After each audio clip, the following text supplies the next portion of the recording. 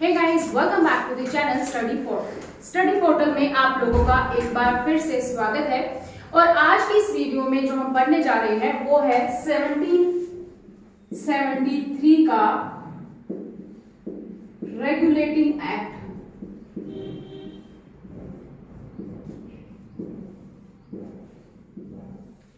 ये टॉपिक आपका हिस्ट्री और पॉलिटी दोनों ही जगह पर कवर होता है, तो अगर आप हिस्ट्री के स्टूडेंट हैं या आप पॉलिटी के स्टूडेंट हैं, दोनों के लिए ही ये टॉपिक इक्वली इंपॉर्टेंट है। ऐसे टॉपिक्स में से क्वेश्चंस पूछे जाते हैं, तो हम एक एक करके सारे के सारे acts in YouTube live video के माध्यम से आप तक पहुंचा देंगे।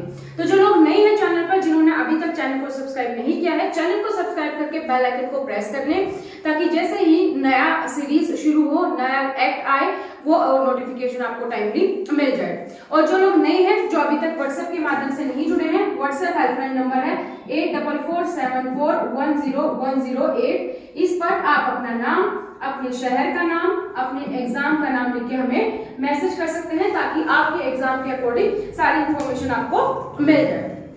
और इसी हेल्पलाइन नंबर पर आप कॉल करके अगर घर बैठकर तैयारी कर रहे हैं, चाहे CTET, DSSS, KVS, NBS, state PCS, IAS, SSC, banking, railway, तो सेम हेल्पलाइन नंबर पर ही आप हमें कॉल करके स्टडी मटेरियल भी ऑर्डर कर सकते हैं। तो चलिए शुरू करते हैं एक्ट, रेगुलेटिंग एक्ट। इससे पहले थोड़ा सा बैकग्राउंड चलते हैं, थोड़ी सी हिस्ट्री जान लेते हैं। सबको पता है क्या हुआ था 1600 ईस्वी में ब्रिटिश ईस्ट इंडिया कंपनी,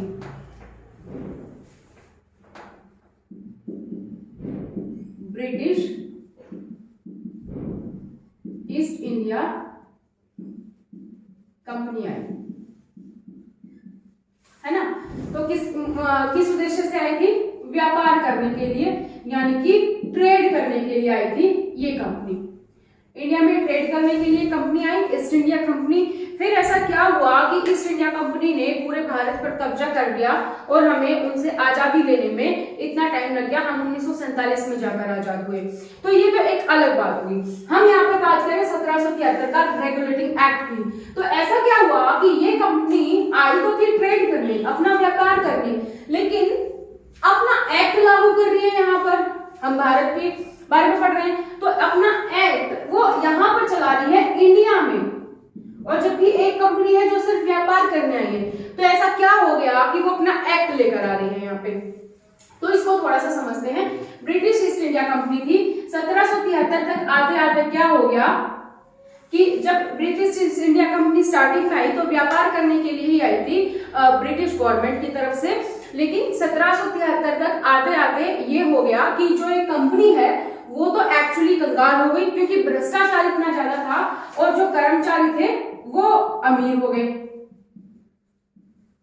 कर्मचारी अमीर हो गए हैं और ये हमारी कंपनी बेचारी गरीब हो गई है। ईस्ट इंडिया कंपनी जो आई थी वो बिल्कुल गरीब हो गई है, वो अपना पैसा ही नहीं दे पा रही यहाँ से। तो अब जो ब्रिटिश गवर्नमेंट थी उसको पता चला कुछ तो है, गोल है, कुछ तो झोल है कि कंपनी तो गरीब होती जा रही है लेकिन कर्मचारी अमीर होते जा रहे हैं। तो क्या हो रहा है? भ्रष्टाचार ज्यादा हो रहा है। तो जब इन कर्मचारियों के बारे में ब्रिटिश गवर्नमेंट को पता लगा, तो इन कर्मचारियों ने, ब्रिटिश गवर्नमेंट ने कर्मचारियों से पूछा ऐसा क्या हुआ, तो इन्होंने अपनी गलती मान ली और ब्रिटिश गवर्नमेंट को क्या बोला, ठीक है हम आगे से ऐसा कुछ नहीं करेंगे। तो ब्रिटिश गवर्नमेंट ने क्या बोला, तो हम अपना एक्ट बनाएंगे, हम नियम बनाएंगे, अब उसके अकॉर्डिंग आपको व्यापार करना है। तो सबसे पहला जो आया वो आया हमारा 1773 का रेगुलेटिंग एक्ट। इस एक्ट की क्या खास बात थी? अच्छा, हम काफी जो पढ़ते हैं वो पढ़ते हैं चार्टर। चार्टर आए। चार्टर क्या है? बेसिकली एक ऑफिशियल डॉक्यूमेंट है, एक ऑफिशियल डॉक्यूमेंट जो ब्रिटिश गवर्नमेंट की तरफ से आ रहा है, जो उनको नियम बता रहा है कि इस तरीके से आपको शासन करना है, इस तरीके से आपको व्यापार करना है, इस तरीके से आपको प्रशासन चलाना है। ये सारा कौन बता रहा है? चार्टर। और जो ब्रिटिश है वहां पे कौन है? महारानी एलिजाबेथ फर्स्ट है, जब ब्रिटिश ईस्ट इंडिया कंपनी आई थी। ठीक है, तो ये जो चार्टर है हर 20 साल बाद आए, हर 20 साल बाद। तो यहाँ पे जैसे रेगुलेटिंग एक्ट है, आप हिस्ट्री में भी पढ़ोगे टॉपिक, तो 1793 से चार्टर शुरू हुए। 1793 के बाद फिर 20 साल बाद कब आएंगे हमारे? 1813, फिर 1833, फिर 1853। यहाँ पे हमारा एंड हो गया चार्टर का। ठीक है, तो ये चार्टर नियम आए थे जो आप पूरे के पूरे हिस्ट्री में पढ़ोगे। लेकिन पॉलिटी में जो दिए गए हैं, पॉलिटी के लिए जो इंपॉर्टेंट है 1773 हम देखने वाले हैं, 1833 और 1853 को हम यहाँ पर देखने वाले हैं, बाकी आप हिस्ट्री में कवर करेंगे। हम पॉलिटी के अकॉर्डिंग ये वाले देखेंगे। तो चलिए फिर देख लेते हैं। तो 1773 का रेगुलेटिंग एक्ट में सबसे पहला काम क्या हुआ कि जो एक बार और देख लेते हैं कि हम जो यहाँ पे अब हमारा जो था यहाँ पे ब्रिटिश में कौन है इस टाइम पे, लॉर्ड नॉर्थ। ब्रिटिश में जो पीएम है वो कौन है, लॉर्ड नॉर्थ है वहां पे। तो इन्होंने क्या एक्ट किया, सबसे पहला क्या होगा कि बंगाल के गवर्नर को बंगाल का गवर्नर जनरल बना दिया। अपने नोट्स आप अपने अकॉर्डिंग तैयार कर सकते हैं। तो बंगाल का जो गवर्नर था वो अब क्या बन गया, गवर्नर जनरल। ठीक है, बंगाल के गवर्नर को गवर्नर जनरल बना दिया। और ऐसा पहला बंगाल का गवर्नर जनरल बनने वाला कौन है, Lord Warren Hasting. Lord Warren Hasting ये पहला गवर्नर जनरल है जो बंगाल का पहला गवर्नर जनरल बना। इससे पहले क्या था कि बंगाल का अलग था, मद्रास का अलग था, मुंबई का अलग था, तो ये था। अब बंगाल के गवर्नर को बंगाल का गवर्नर जनरल बना दिया। और जो मद्रास था और जो मुंबई था उनको क्या किया, इसके अंडर रख दिया। तो ये भी अब इसके अंडर है, ये भी अब इसके अंडर है। ठीक है, ये अपना कोई नियम नहीं बनाएंगे। अब ये किसके अंडर है, बंगाल के गवर्नर जनरल के अंडर है। तो अगर इनको कोई नियम बनाना है तो किसको बोलना पड़ेगा, बंगाल के गवर्नर जनरल को कि भाई हमारा नियम बनाना है, ये वाला हमें नियम है जो हमें लागू करना है। तो ये बंगाल का गवर्नर जनरल हो गया। सेकंड कौन सी इंपॉर्टेंट बात हुई यहाँ पे बात हुई कि 1773 में सर्वोच्च न्यायालय, सुप्रीम कोर्ट,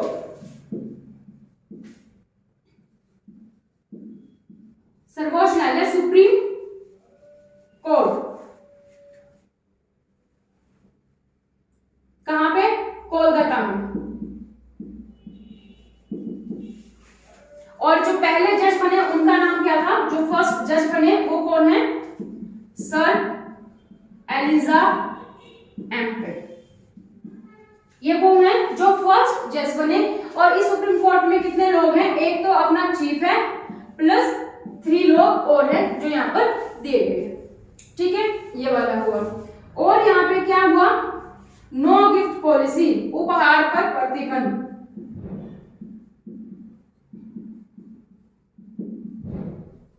उपहार पर प्रतिबंध लगा दिया, no gift policy. No gift policy क्यों कर दी, क्योंकि अगर आप गिफ्ट लोगे, मान लो कोई भी ब्रिटिश सरकार का बंदा है, वो गया किसी किसान के यहाँ पर उससे कलेक्ट करने के लिए, कर वसूल करने के लिए। अब उसे कर वसूल करने के लिए गया है, लेकिन किसान ने उसको घूस दे दी, यानी कि उसको गिफ्ट के तौर पे दे दिया। ठीक है सर, इतना अनाज आपके घर में पहुंच जाएगा। तो ब्रिटिश गवर्नमेंट के जो बंदा था उसने बोला ठीक है हम लिख देंगे कि आपने दे दिया। तो क्या हुआ, यहाँ से गिफ्ट आ रहे थे, तो क्या हुआ, घपला तो तभी हो रहा था, तभी कंपनी गरीब होती जा रही थी, क्योंकि गिफ्ट जो आ रहे थे वो कहाँ जा रहे थे, कर्मचारियों के पास। तो यहाँ पे जब गिफ्ट ही बंद कर देंगे तो कंपनी सुचारू रूप से अपने आप चलने लगेगी। तो यही इसका मकसद था कि नो गिफ्ट पॉलिसी, उपहार पर प्रतिबंध लगा दिया, यानी कि आप किसी से भी गिफ्ट नहीं लोगे। फिर आगे एक बोर्ड ऑफ कंट्रोल बनाया गया, कोर्ट ऑफ डायरेक्टर्स बनाया गया, कोर्ट ऑफ डायरेक्टर्स। ठीक है, हिंदी में भी आप इसी तरीके से कोर्ट ऑफ डायरेक्टर्स लिख लेंगे।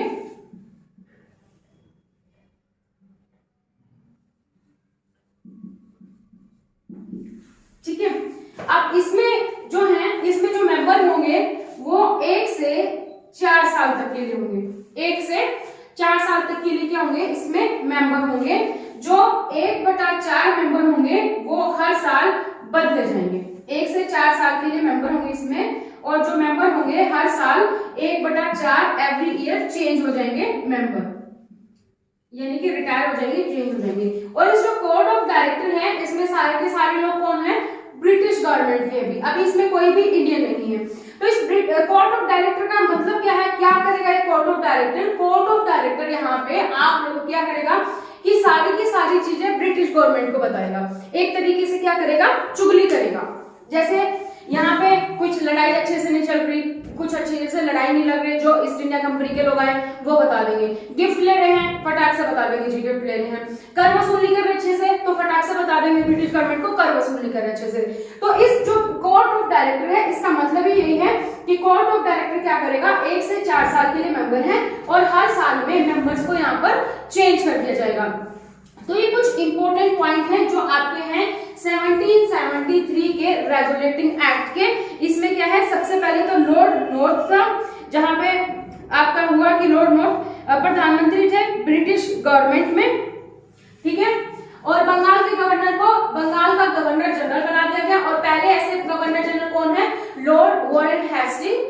और मद्रास और बंबई के पास जो अपने नियम थे कि अपने खुद से लागू कर सकते थे, अपने रूल चला सकते थे, अब वो बंगाल के गवर्नर जनरल के अंडर आ गए। तो ये अपना कोई नियम नहीं बना सकते, अब बंगाल से इजाजत लेकर ही बनाना पड़ेगा। सुप्रीम कोर्ट सर्वोच्च न्यायालय कोलकाता में 1773 में खुला। फर्स्ट जज पूछा गया तो सर एलिजा एम्पे था और इसमें क्या था, एक चीफ और 3 लोग थे। उपहार पर प्रतिबंध लगा दिया गया, यानी कि नो गिफ्ट पॉलिसी, कोई गिफ्ट नहीं लेगा किसी से। और कोर्ट ऑफ डायरेक्टर यानी कि 1 से 4 साल के लिए इनके मेंबर थे और हर जो है ये एक तरीके से हर साल में 1/4 ये बदल दिए जाते थे, 1/4 ये रिटायर कर दिए जाते थे, ठीक है। तो ये आपकी सारी के सारे इंपॉर्टेंट टर्म्स थी जो 1773 के रेगुलेटिंग एक्ट से पूछी जाती हैं। क्या पूछा जा सकता है कि सुप्रीम कोर्ट फर्स्ट कोलकाता में खुला, कहाँ खुला, कब खुला, तो 1773 में कोलकाता में खुला, ठीक है। फर्स्ट बंगाल का गवर्नर जनरल जो बना था, फर्स्ट गवर्नर जनरल कौन था, तो वॉरेन हेस्टिंग था, ये आपको याद रखना है यहाँ पे, ठीक है। नो गिफ्ट पॉलिसी कब लागू हुई, फर्स्ट जज कौन थे कोलकाता के, सर एलिजा एम्पे थे। तो इस तरीके के क्वेश्चन जब आपसे पूछे जाते हैं तो आपको यहीं से आंसर करने होते हैं ये सारे के सारे क्वेश्चन। तो इसमें मैंने आपके लगभग सारे के सारे क्वेश्चंस और पूरा का पूरा टॉपिक हमने यहाँ पर कवर कर लिया है। इससे नेक्स्ट क्लास में हम अगला देखेंगे कि अगला क्या एक्ट है। यहाँ पे एक और चीज कि अब ये पहली बार एक्ट आया है ब्रिटिश गवर्नमेंट की तरफ से, इसमें हो सकता है कुछ कमियां हो, है ना, इसमें हो सकता है कुछ संशोधन की जरूरत हो। तो संशोधन एक्ट जो बेसिकली एक तरीके से इनकी कमियों को सुधारने के लिए संशोधन एक्ट 1781 में आया। जो 1773 रेगुलेटिंग एक्ट की कमियां थी उसको सुधारने के लिए 1781 में आया। और वो कमियां क्या थी, जब यहाँ पर सुप्रीम कोर्ट को बनाया गया कोलकाता में, तो सुप्रीम कोर्ट का काम क्या होता है, कोर्ट का काम क्या होगा कि न्याय देना, न्याय प्रोवाइड करना, है ना। तो सुप्रीम कोर्ट का काम क्या था, न्याय दिलवाना। लेकिन सुप्रीम कोर्ट यहाँ पे अपना काम कर ही नहीं रहा था, यहाँ पे न्याय दिलवा ही नहीं रहा था, यहाँ पे वो नियम को भी लागू कर रहा है, यानी कि एडमिनिस्ट्रेशन काम भी कर रहा है, जो कि आपके जैसे डीसी है, कलेक्टर है, उसका काम होता है नियमों को लागू करना। तो ये यहाँ पे बैठ के नियम भी लागू कर रहा है। तो 1781 में यहाँ पे इसको बता दिया गया, सर आपकी जो पावर है ना वो न्यायिक है, यानी आपको न्याय दिलवाना है, आपको प्रशासनिक काम में नहीं जाना है, आपको जो नियम जो बन रहे हैं उनको लागू नहीं करवाना है बल्कि न्याय दिलवाना है, आपका काम ये है। तो अपना काम पहचानो। तो ये सुप्रीम कोर्ट का काम कहाँ पे बताया गया, 1781 में। बाकी चीजें सब ठीक थी, जो भी थोड़ा बहुत संशोधन हुए बाकी इसमें कर दिए गए। तो 1781 का एक छोटा सा एक्ट है, संशोधन एक्ट, जिसको हम बोलते हैं कि जो भी एक्ट ऑफ सेटलमेंट,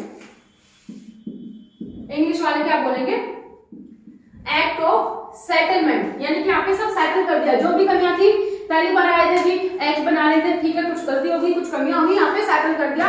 तो फर्स्ट एक्ट ऑफ सेटलमेंट कहाँ पे है, ये 1781 में बना। अब इससे आगे हम अपने आगे के टॉपिक पढ़ेंगे, दो हमारे पास बचेंगे, 1784 का पिट्स इंडिया एक्ट पढ़ेंगे हम, और 1833 और 1853 का चार्टर एक्ट पढ़ेंगे। तो ये तीनों हम अलग अलग क्लासेस में कंप्लीट करेंगे। तो आई होप कि आपको ये पूरा का पूरा टॉपिक क्लियर हो गया।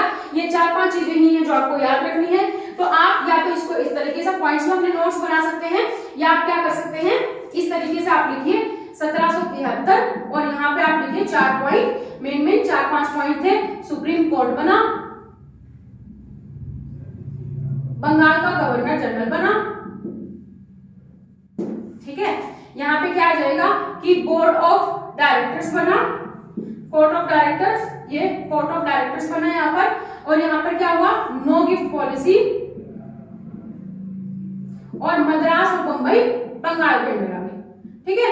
इस तरीके से चाहो तो इस तरीके से आप अपने नोट्स बना लो, ये जो मैंने मेन लिखे थे इस तरीके से भी आप अपने नोट्स बना सकते हो। तो आई होप आपको ये पूरा का पूरा टॉपिक क्लियर हो गया है।